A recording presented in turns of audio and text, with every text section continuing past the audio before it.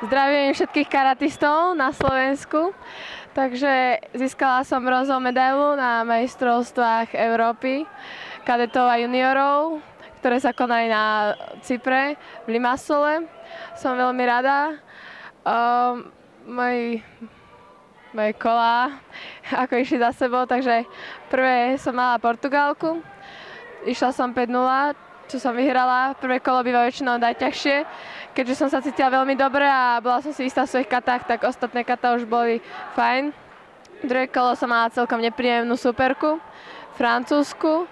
Išla na mňa Super Impey, ja som dala Čataniaru. Na rozcvičke bola veľmi dobrá, tak som zvolila vyššiu kata, aby sme nenechali nič na náhodu. To som taktiež vyhrala 5-0. Potom prišiel najťažší zápas mojej súťaže.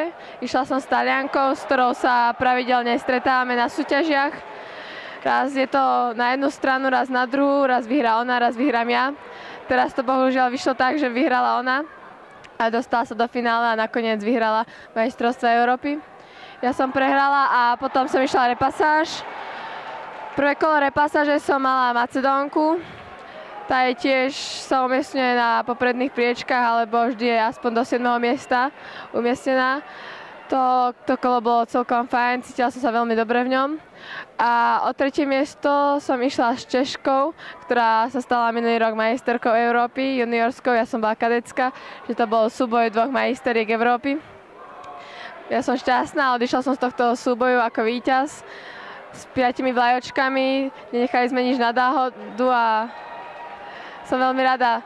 Sice je to 3. miesto, niektorí možno čakali finále, ale je to šport a stáva sa. Ja som veľmi rada aj za tento výsledok.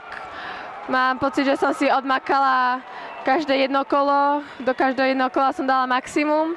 Nič by som nemenila, keby som mohla zopakovať ešte raz, takže moje pocity sú veľmi dobré.